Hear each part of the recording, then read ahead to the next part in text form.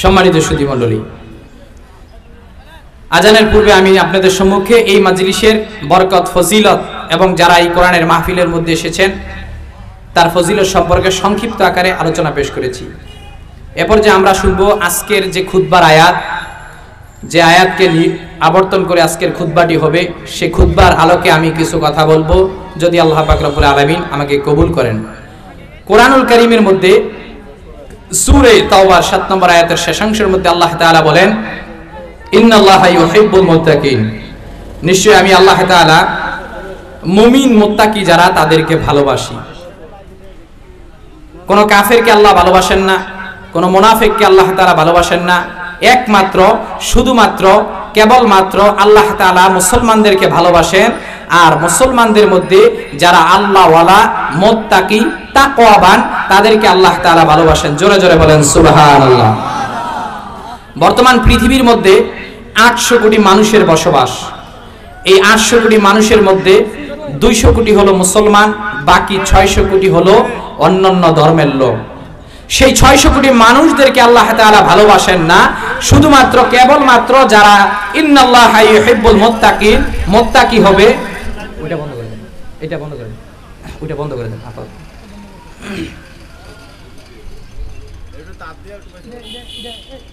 সেই 600-800 কোটি মানুষের মধ্যে যে 200 কোটি মুসলমান, সেই 200 কোটি মুসলমানদের মধ্যে যারা আল্লাহওয়ালা, তাকওয়াবান, মুত্তাকি তাদেরকে আল্লাহ তাআলা ভালোবাসেন। জোরে জোরে বলেন সুবহানাল্লাহ। মার্কিন যুক্তরাষ্ট্র থেকে একটি জরিপ চালানো হয়েছে 2010 সালে, পিউ রিসার্চ সেন্টার। সেখানে তারা একটা জরিপ দিয়েছে যে 2010 সালে সারা পৃথিবীর মানুষগুলাকে নিয়ে একটা রিসার্চ করা হয়েছে, যে রিসার্চে উঠে এসেছে পৃথিবীতে বর্তমান মুসলমানদের সংখ্যা 200 কোটি, এবং বর্তমানে যেই হারে মুসলমানদের সংখ্যা বৃদ্ধি পাচ্ছে, এই সংখ্যা যদি বৃদ্ধি পেতে থাকে আগামী 2030 সালে মুসলমানদের সংখ্যা হবে 230 কোটি। বলি আল্লাহু আকবার।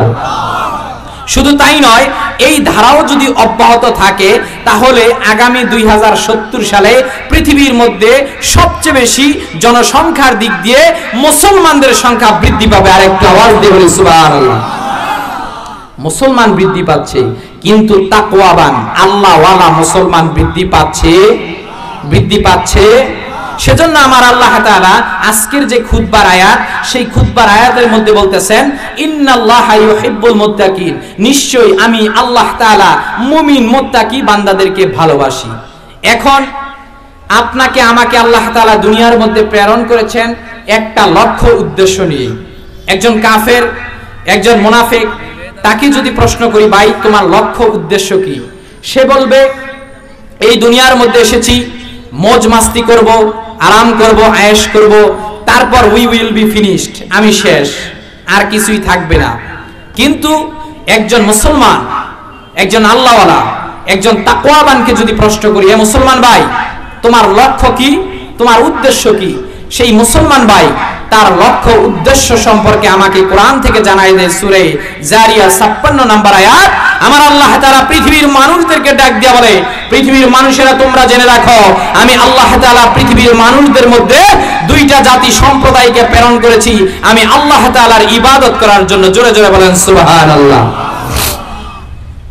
সাইয়েদনা আদম থেকে শুরু করে নবী ঈসা পর্যন্ত লক্ষাধিক নবী রাসূলগণ দুনিয়ার মধ্যে প্রেরিত হয়েছেন। সমস্ত নবী রাসূলগণ 5টি বিষয়ে ঐক্যমত ছিলেন। কয়টি বিষয়ে? এক নবীর শরীয়তে যা জায়েজ ছিল, অন্য নবীর শরীয়তে তা জায়েজ ছিল না। কিন্তু আদম থেকে শুরু করে নবী ঈসা পর্যন্ত সমস্ত নবী রাসূলগণ 5টি বিষয়ে ঐক্যমত ছিলেন।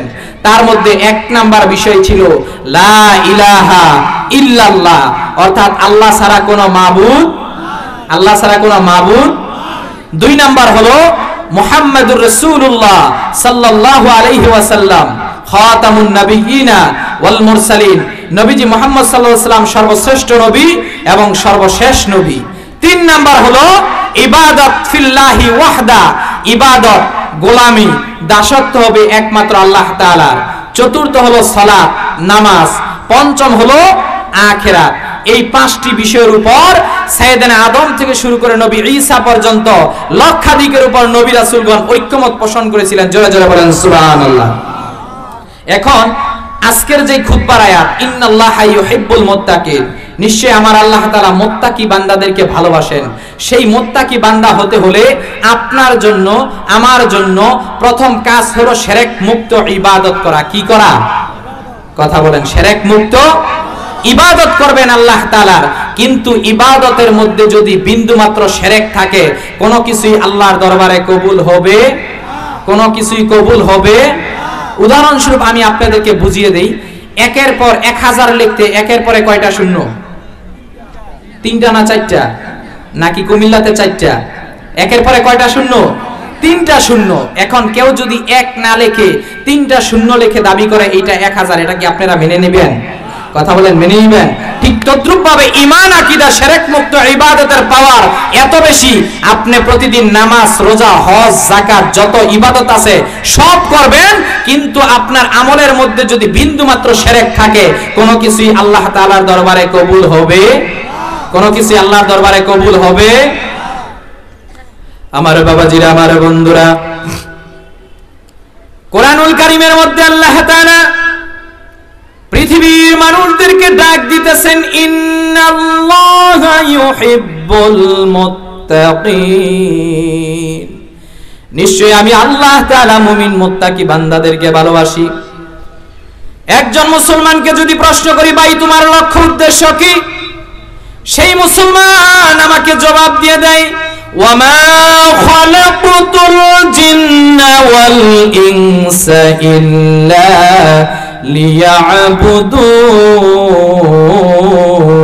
লিয়াবুদুন। মুমিন মুত্তাকি বান্দাকে যদি প্রশ্ন করি, ভাই তোমার লক্ষ্য উদ্দেশ্য কি? মুমিন মুত্তাকি ডাক দিয়া বলে, আল্লাহ তাআলা মানুষ আর জিন জাতি দুইটা সম্প্রদায়কে দুনিয়ার মধ্যে প্রেরণ করেছেন একমাত্র আল্লাহ তাআলার ইবাদত করার জন্য। জোরে জোরে বলেন সুবহানাল্লাহ।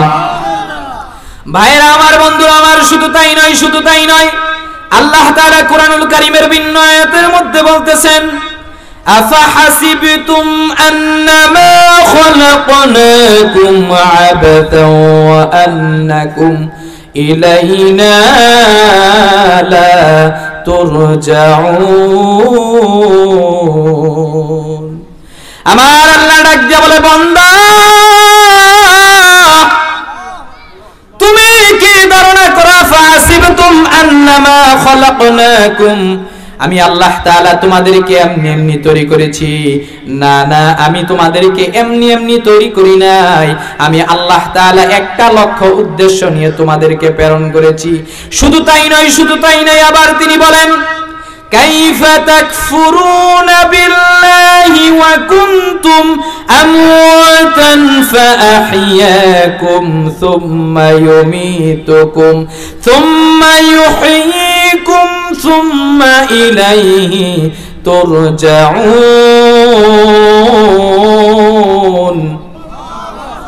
আমার আল্লাহ ডাক দিয়া বলে, বান্দা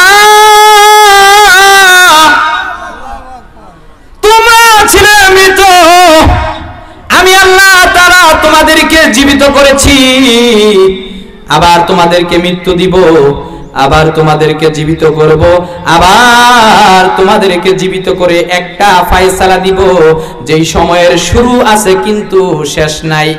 এ মুসলমান, জেনে রাখেন, সুতরাং আল্লাহ তাআলা আপনাকে আমাকে প্রেরণ করেছেন একটা লক্ষ্য উদ্দেশ্য নিয়ে। সেই লক্ষ্য উদ্দেশ্যটা হলো আল্লাহ তাআলার ইবাদত করা। যদি আপনি আমি আল্লাহ তাআলার ইবাদত করতে পারি, আমার আল্লাহ ডাক দিয়া বলেন, বান্দা তুমি জেনে রাখো, আমি আল্লাহ তাআলা তোমাকে দুনিয়ার মধ্যে মুত্তাকি বান্দা হিসাবে পুরস্কৃত করব। জোরে জোরে বলেন সুবহানাল্লাহ। ভাইরা আমার, বন্ধুরা আমার, শিরক করা যাবে না। শিরক মুক্ত ইবাদত করার জন্য যুগে যুগে আল্লাহ তাআলা লক্ষাধিকের উপর নবী রাসূল প্রেরণ করেছেন, যেটা মানব জাতির কনস্টিটিউশন। কুরআনুল কারীমের মধ্যে আমার আল্লাহ বলতেছেন, ওয়ালাকাদ আরসালনা নূহান ইলা কওমিহি ইন্নী লাকুম নাযীরুম মুবিন। মাবুদ আল্লাহ ডাক দিয়া বলে, বান্দা আমি নূহকে তার সম্প্রদায়ের নিকট প্রেরণ করেছি। শত শত বছর তিনি তার সম্প্রদায়কে ডাক দিলেন, হে আমার সম্প্রদায়রা, তোমরা ইবাদত করো একমাত্র আল্লাহর। যদি তোমরা ইবাদতের ক্ষেত্রে কোনো শিরক করো, আল্লাহ তাআলার দরবারে কোনো কিছুই কবুল হবে না। আমার আল্লাহ আবার পরবর্তীতে বলেন, ওয়া ইলা আদিন আখাহুম হুদান ক্বালা ইয়া قوم اعبدوا الله ما لكم من إله غيره জোরে জোরে বলেন সুবহানাল্লাহ। আবার তিনি বলেন, ওয়া ইলা মাদিয়ান আখাহুম শুআইবান ক্বালা ইয়া কওমি ইবুদুল্লাহা মা লাকুম মিন ইলাহিন গায়রু। ভাইরা আমার, বন্ধুরা আমার, শুধু তাই নয়, আমার আল্লাহ সূরা বাকারার মধ্যে আপন দোস্ত মুহাম্মদ সাল্লাল্লাহু আলাইহি সাল্লামকে উদ্দেশ্য করে বলেন, ইয়া আইয়ুহান নাসু উবুদু রাব্বাকুমুল্লাযী খালাকাকুম ওয়াল্লাযীনা মিন ক্বাবলিকুম লাআল্লাকুম তাত্তাকুন। বলেন সুবহানাল্লাহ। আমার আল্লাহ পৃথিবীর মানুষদেরকে ডাক দিয়ে বলেন, পৃথিবীর মানুষেরা, তোমরা জেনে রাখো, আমি নবী নূহকে তার সম্প্রদায়ের নিকট প্রেরণ করেছি। শত শত বছর তিনি তার সম্প্রদায়ের নিকট দাওয়াত দিলেন, হে আমার সম্প্রদায়েরা, তোমরা ইবাদত করো একমাত্র আল্লাহ তাআলার। আমার আল্লাহ বলেন, আমি আদ জাতির নিকট তাদের ভাই হুদকে প্রেরণ করেছি, সামুদ জাতির নিকট তাদের ভাই সালেহ নবীকে প্রেরণ করেছি, মাদিয়ান জাতির নিকট তাদের ভাই নবী শুআয়বকে প্রেরণ করেছি, বনি ইসরাইল জাতির নিকট নবী মূসাকে প্রেরণ করেছি। সর্বশেষ আমি প্রেরণ করেছি আমার বন্ধুকে। আমার বন্ধু ডাক দিয়া বলে, উম্মতেরা রে, আমার আল্লাহ বলেন, ইয়া আইয়ুহান নাসু উবুদু রাব্বাকুমুল্লাযী খালাকাকুম ওয়াল্লাযীনা মিন ক্বাবলিকুম লাআল্লাকুম তাত্তাকুন। জোরে জোরে বলেন সুবহানাল্লাহ। ইয়া আইয়ুহান নাস, হে মানুষ সকল, উবুদু, তোমরা ইবাদত করো, রাব্বাকুম, তোমাদের রবের, আল্লাযী, যিনি খলাকাকুম, তোমাদেরকে সৃষ্টি করেছেন, ওয়াল্লাযীনা মিন ক্বাবলিকুম, যেমনি ভাবে তোমাদের পূর্ববর্তীগণকে সৃষ্টি করেছেন। কারণ কি, লক্ষ্য উদ্দেশ্য একমাত্র, লাআল্লাকুম তাত্তাকুন, যেন তোমরা মুমিন মুত্তাকি বান্দা হয়ে যেতে পারো। জোরে জোরে বলেন সুবহানাল্লাহ। ভাইয়েরা আমার, বন্ধুরা আমার, সুতরাং এই আলোচনা থেকে, এই তাফসীর থেকে আমরা কি বুঝলাম? আল্লাহ তাআলা আমাদেরকে দুনিয়ার মধ্যে প্রেরণ করেছেন।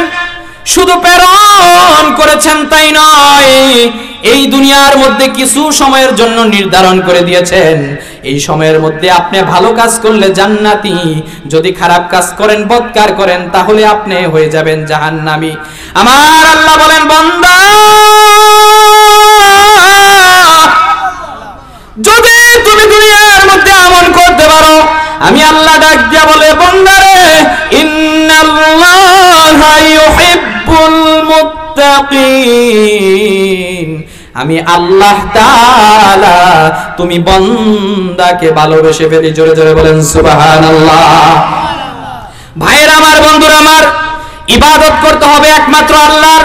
আজকের খুতবার আয়াত, মুত্তাকি বান্দা হওয়ার জন্য আল্লাহ আদেশ করেছেন। কে আদেশ করেছেন? আরেকটু আওয়াজ দেন, কে আদেশ করেছেন? আপনি ইবাদত করবেন, পাহাড় সমপরিমাণ যদি আপনি ইবাদত করেন, আপনার ইবাদতের মধ্যে যদি বিন্দু মাত্র শিরক থাকে, কোনো কিছুই আল্লাহ তাআলার দরবারে কবুল হবে না। তবে আপনি যখন ইবাদত করবেন, ইবাদত করার ক্ষেত্রে আপনাকে বিভিন্ন ধরনের পরীক্ষার সম্মুখীন হতে হবে। আপনি যদি পরীক্ষায় উত্তীর্ণ হতে পারেন, আমার আল্লাহ দুনিয়ার মধ্যে আপনাকে আল্লাহওয়ালা মুত্তাকি হিসেবে পুরস্কৃত করবেন। জোরে জোরে বলেন সুবহানাল্লাহ। ভাইরা আমার, বন্ধুরা আমার, দৃষ্টান্ত নেন সাহাবায়ে কেরামের জীবন থেকে। আমার নূর নবী যখন ইসলামের দাওয়াত দেওয়া শুরু করলেন সারা পৃথিবীর মধ্যে, মক্কার জমিনের মধ্যে সর্বপ্রথম যেই পরিবারটা ইসলাম ধর্ম গ্রহণ করেছিলেন, সেই পরিবারটার নাম হলো হযরতে সুমাইয়া রাদিয়াল্লাহু তাআলা আনহার পরিবারে জোরে জোরে বলেন সুবহানাল্লাহ। আমার নূর নবী যখন গোটা আরববাসীকে দাওয়াত দিলেন, বলা লা ইলাহা ইল্লাল্লাহু মুহাম্মাদুর রাসূল,